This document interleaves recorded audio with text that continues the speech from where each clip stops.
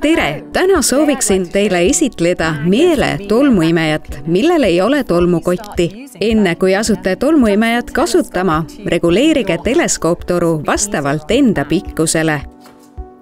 Nii koormate töötades vähem oma selga. Lihtsalt tõmmake toru ja laske sel paika klõpsatada.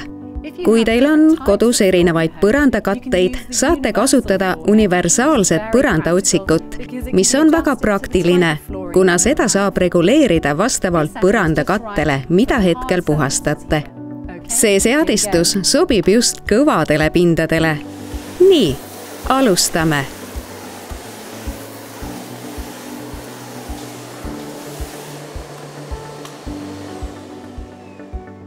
Vaiba jaoks seadistan põrandaotsiku nii, et harjased on sisse tõmmatud.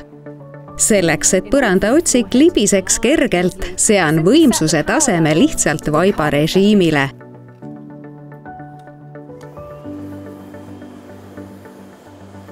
Muide, tänu sellele läbipaistvale anumale näete kõike, mida tolmuimeja on sisse imenud. Tolmuanuma kõrvale on paigutatud 2 lisatarvikut. Praootsikuga pääsete lihtsasti ka väga kitsastesse vahedesse. Polstriharjaga saate mööblilt eemaldada kergesti kiud ja karvad. Lisatarvikut saab kindlalt kinnitada kas simitoru või käepideme külge.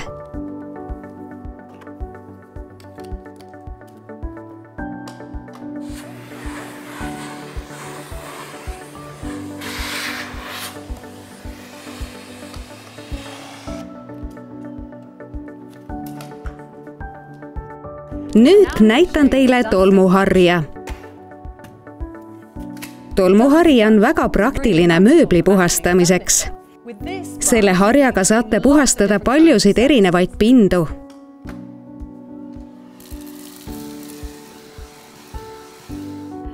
Ma kasutan õrnal kõva põrandal parketiharja. Kui olete harja kohale klõpsatanud, saate hakata tolmu imema. Mulle tõesti meeldib seda harja oma parkettpõrandal kasutada, sest see on väga pehme ega kriimusta põrandat. Ja tänu selle paindlikule liigendile pääsen igasse nurka. Kui tolmuanum täitub märgini Max, tuleks see tühjendada. Anuma eemaldamiseks tõmmake seda musta käepidet ja võtke anum välja.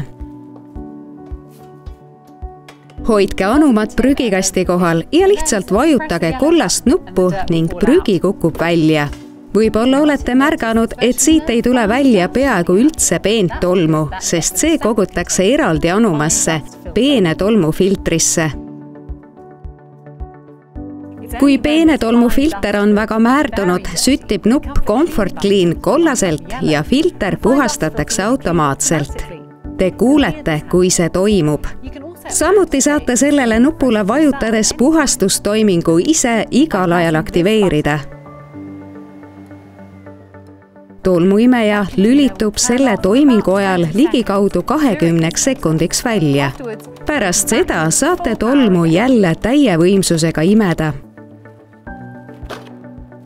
Peene tolmufiltrit tuleb vaid ehk korda aastas veega puhastada. Sel juhul süttib nupp punaselt ja tolmuimeja võimsus reguleeritakse väikseimale seadistusele.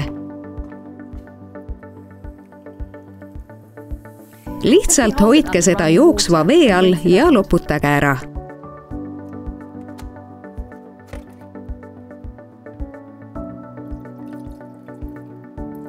Nii ei puutu teie peene tolmuga kokku. Palun järgige anumal olevaid sümboleid.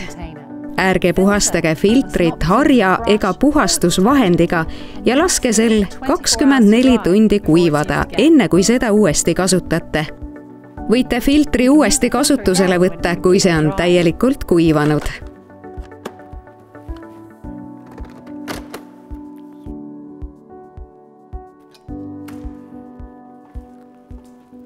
Kui olete tolmuimemise lõpetanud, kerige juhe lihtsalt sisse. siis vajutage teleskooptoru jälle kokku ja kinnitage põrandahari tolmuimeja tagaküljele. Tänu sellele on tolmuimejat kerge kanda ja hoiustada.